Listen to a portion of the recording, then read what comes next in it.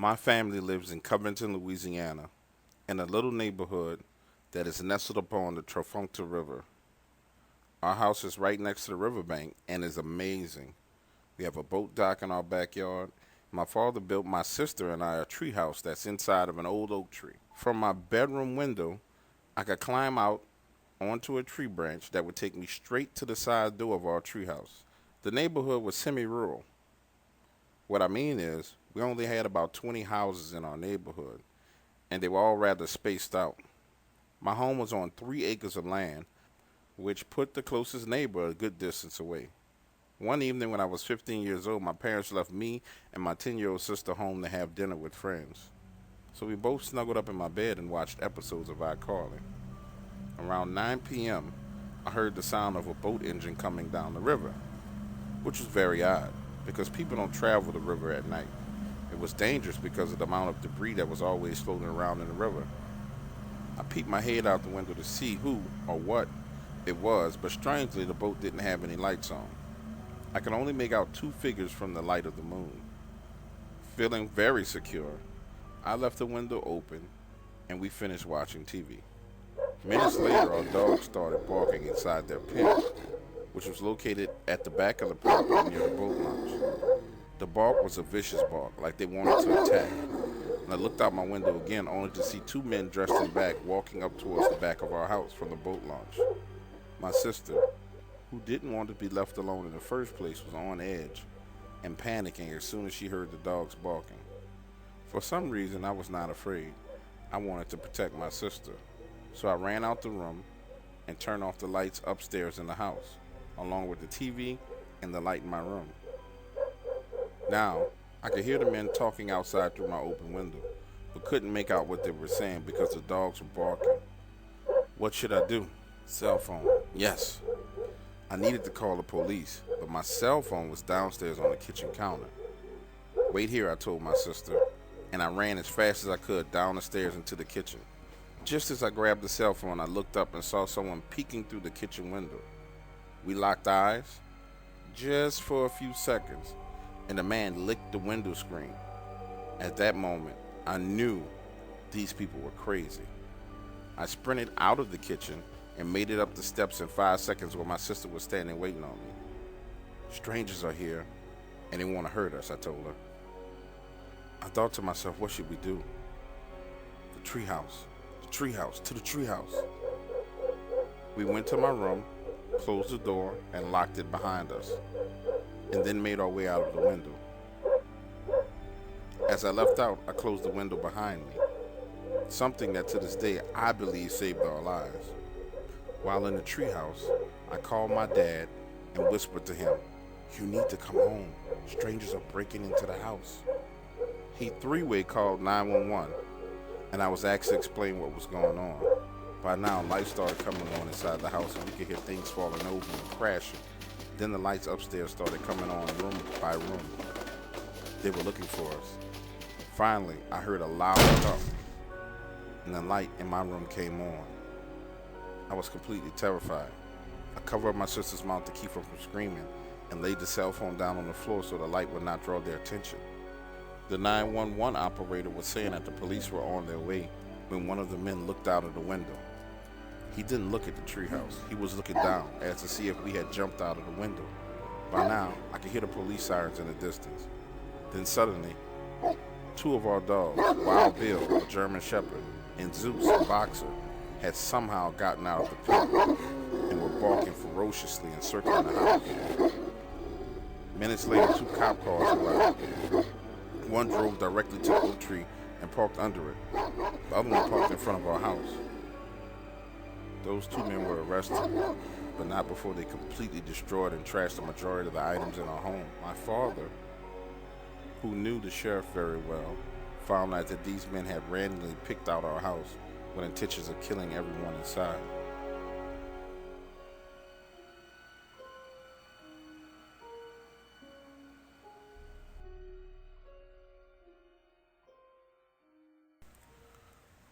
People are cruel and evil. My job allows me to bear witness to many acts of random cruelty and sometimes violence. Among the many things I've seen, One series of events stand out the most to me. Every weekday at 2:45 p.m., students from a local private school would board my bus. The once quiet and peaceful bus would virtually become a madhouse of estrogen and testosterone. Daily, one kid named Aaron would be bullied by a group of children I called the Wolf Pack.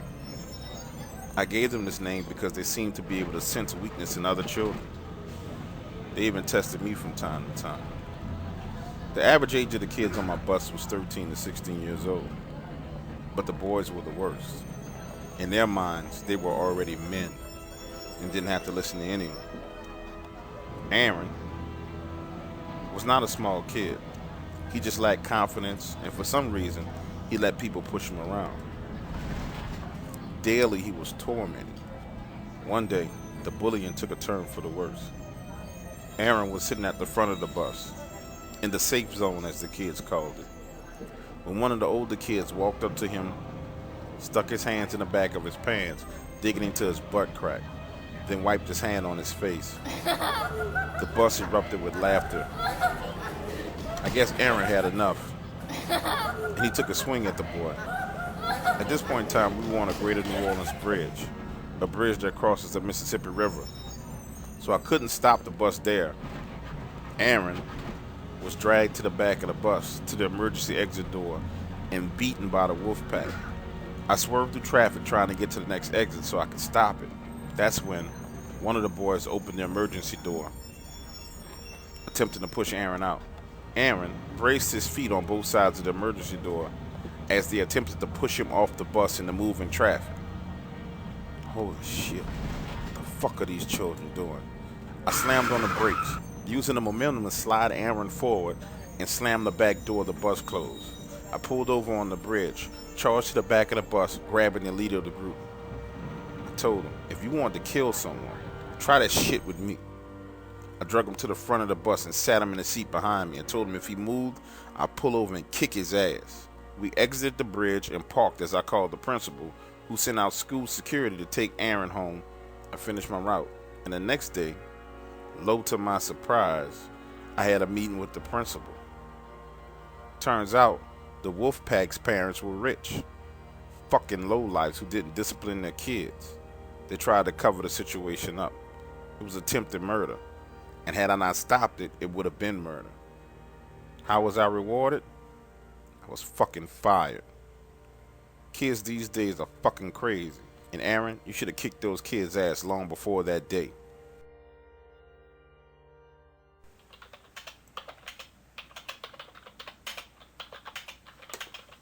Every weekend, I jump down a rabbit hole known as the deep web. Aside from the occasional Trojan horse virus, I haven't had any negative experiences with hackers. However, I have found some very disturbing and gruesome websites. One Saturday morning while surfing the deep web, I came across a forum. As you know, everything on the deep web is done anonymously. As usual, there were many disturbing posts. However, one was more disturbing than others. It was the way the person typed that first got my attention.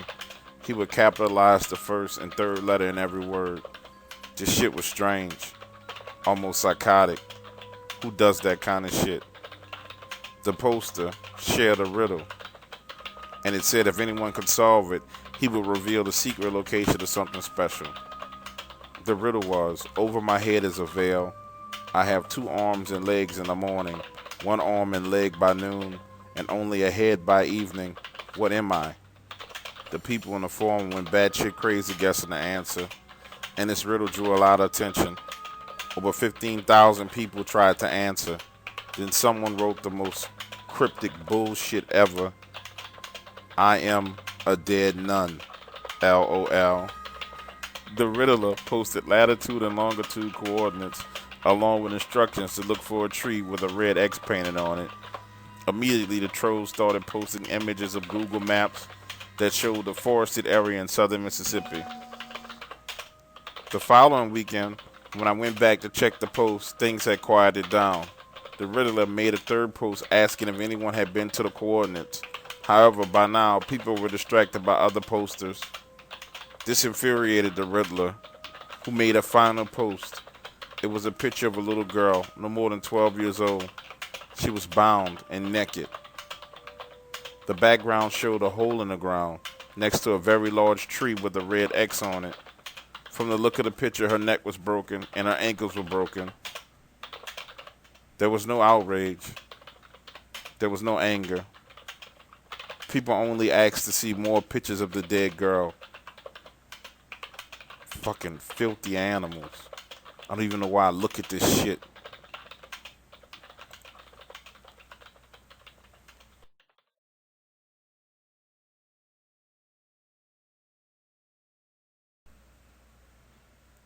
I remember a college professor of mine told me the truth is a lot like poetry, and everybody hates poetry.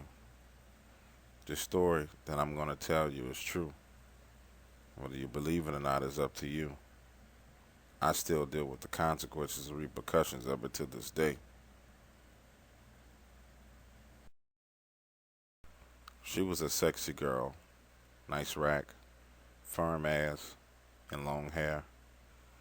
But she had a drinking problem. I mean, she would get shit-faced every weekend. One weekend, we drove out to Lafayette, Louisiana for the Strawberry Festival. And as usual, Dion got shit-faced.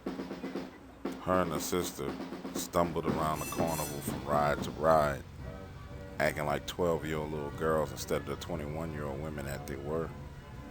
I kind of stayed behind them, keeping an eye on them. As time passed, I got hungry, so I stopped to get a corn dog, and I lost sight of the two of them. I started walking around the area looking for them. I ran into Dion's sister, but not her. "Where's your sister at?" I asked. She shrugged her shoulders. "I don't know." At this point in time, I wasn't really panicked. Dion was a small girl. She just had a bit of a drinking problem. I searched the area for about 15 minutes, then I ran across her sitting on a bench, eating cotton candy. "Bae, we need to go. You've been drinking way too much. It's not safe for you to be wandering off like this." I spent the next 15 minutes trying to convince my drunken girlfriend that it was time to go. All the while, she munched on cotton candy, getting it on her eyes, her nose, her chin, and even her clothes.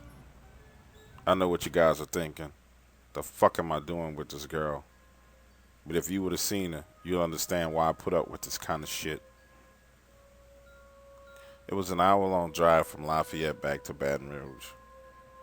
And along the way, she had to take a piss. "Babe, pull over. I have to pee." "Babe, I have to pee. I have to go. Pull over." I wasn't the one for stopping on the side of the road to use the bathroom, so I found a rest stop. It gave me an eerie feeling.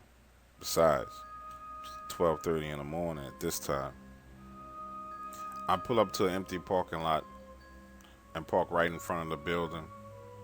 We exit and go to the restroom. I enter the men's room and she enters the women's room. I quickly pull it out, take a piss, shake it off, don't wash my hands and walk out of the door. I'm out in 10 seconds, anticipating her coming out as well.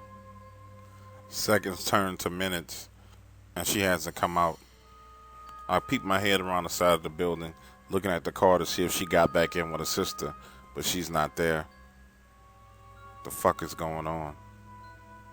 I push the door. "Babe, open the door." It's locked. "Babe, open the door." I stick my ear to the door, listening to see if I can hear anything. Nothing.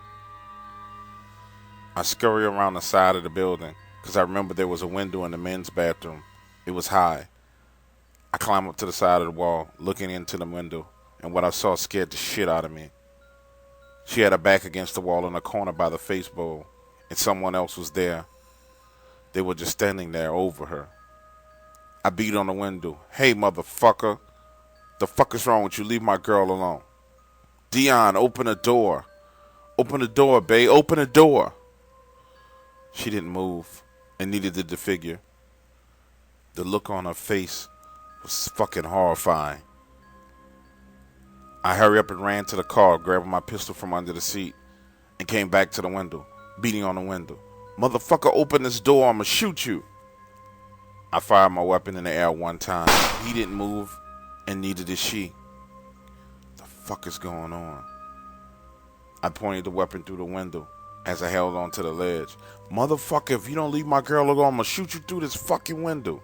I beat on the window, breaking the glasses, and pointed the weapon into the bathroom. Just then, she screamed. The person opened the door and ran out. As I jumped down off the side of the building, I fell backwards, dropping my gun, and scurried to my feet and grabbed it and started running around the front. By the time I got to the front, the figure was fleeing into the woods. I looked into the door. She was still on the ground crying. Babe, are you all right? Babe, are you okay? She said nothing. Did he touch you? She said nothing. Did he harm you? She said nothing. I put the gun in the small of my back, picked her up, carried her to the car, put her in the front seat, and backed out and drove away. The 30-minute drive to Baton Rouge was the quietest drive I ever experienced in my life. She said nothing. She just stood there staring out of the window, looking into a whole nother world. It was bizarre. When we arrived at our house, I brought her inside and changed her clothes and put her in the bed. I thought she was catatonic. She wasn't saying anything. She just sat there staring. Babe, what's wrong? Nothing. I took off my clothes and climbed in bed with her and held her. I didn't know what else to do. For the next 3 hours, she didn't speak a word. She just sat there staring. She didn't look like he had touched her. Her clothes were fine. He couldn't have raped her. What the fuck happened to her, I thought to myself. Just as I started to nod off, right at about 5:30, she said quietly, he wasn't human. Wait, what? I said. He wasn't human. His face wasn't a human's face. What do you mean, babe, his face wasn't a human face? What she went on to explain made me think that she had ingested some kind of drug, but the look in her face, the sheer fright and sheer terror told me that something had happened to her. She said that his face looked like a skull with long black hair and sharp teeth and dark, deep black eyes. She said he spoke to her in her mind and she was paralyzed. She couldn't move. She said that everything surrounding him was darkness and black, that she couldn't hear me, she couldn't see me. All she saw was the figure in blackness. She said she didn't snap out of it until she heard the gunshot. And when she heard the gunshot, it reacted. Whatever it was, it fled into the woods. She just held me and hugged me and said, thank you, baby, you saved my soul. Dion had to have a lot of therapy over this incident. 3 years of therapy to be exact. She's a beautiful girl, but she's tormented in her dreams by this figure every night. I'm 28 years old and live alone in uptown New Orleans, a few blocks from Ferret Street. I've been being stalked for over 6 months now and don't know where to turn for help. It all started when I came home late from work one day. I placed my purse on the kitchen table and searched through it for my cell phone. I hadn't seen my phone since earlier that day, so I assumed I left it at work. I walked to the hallway, picking up my home phone and dialed the number. It rang twice, and then someone answered. Hello? I said. Nothing. No voice. Hello? Nothing. Just the sound of still breathing. Okay, stop playing. Whoever has my cell phone, I need it back. Come on, guys, quit playing. The breathing got heavier, and then the person said, I hear you. Okay, if you hear me, then where's my phone? Click. The phone hung up. I dialed the number repeatedly trying to get an answer, but it just kept going straight to voicemail. Finally, I resolved that someone at work had taken my cell phone and was playing a prank on me. It was late, so I showered and prepared for bed. When I finally made it into my bedroom, I slid under the covers at 11:45 and felt something cold against my leg. Reaching down, it was my cell phone. It was neatly tucked under the covers of my bed. The ringer was on silent. It took a few minutes before everything clicked inside my head and I called the police, telling them there was an intruder in my home while exiting the house to my car. When the police arrived, They said my bedroom window was open. They pulled the surveillance footage from my neighbor's cameras, and it showed the man breaking into my home earlier that day. He exited the same window at 11:55 p.m., only a few minutes after I called the police. This is how it all started. The harassing phone calls, coming home to find flowers on my kitchen table, and many other random things that I will share with you over the next few weeks. And for those of you who think I'm lying, here's a copy of the police report for that night. Hey guys, Dark Waters here, and I want to thank you all for joining me on the channel. I want to thank all the new subscribers. We're up to 54 subscribers, which I really think is awesome. I want to give a special shout out to some of the subscribers who encouraged me to read myself as opposed to using the computerized voice. I appreciate you guys giving me that encouragement. Wonder Woman, Lily Campbell, KVLT, Larp Warrior, and Andrew Lalapi. I want to thank each and every one of you guys. I appreciate you guys' encouraging words. And to my 54 subscribers, I'm very, very grateful for you being here. Thank you for joining me on this journey and building this channel that I call the Dark Waters channel. I've noticed that, we're picking up some traction. A lot of my stories are unique as opposed to some of the same recycled stories. You won't really find these stories on Reddit anywhere. And you won't find them just randomly on the internet. So I just want to tell you guys thank you. I really appreciate it. Remember to like, share, and subscribe. Next month I'm going to do a competition, a Facebook competition, where if you post the videos to your Facebook channel and you send me a snapshot of the number of likes that you get on your Facebook channel, whoever has on your Facebook page, whoever has the most likes is going to get a Dark Waters t-shirt. I want to do some things like that for you guys because I really am excited about this channel and trying to build something great and awesome. So again, thank you. Remember to like, share, and subscribe to the channel. And the Dogman story is coming out. Oh, by the way, this video was late. I'm sorry about that. I have a hellacious toothache. When I say hellacious, it's like demons are inside my jaw having a party. So, and I haven't been to the dentist yet. So, in between using Oragel and taking a leave, I am doing these videos. So, the Dogman and Bigfoot stories are coming up next, guys. And remember to like, share, and subscribe. And talk to you soon.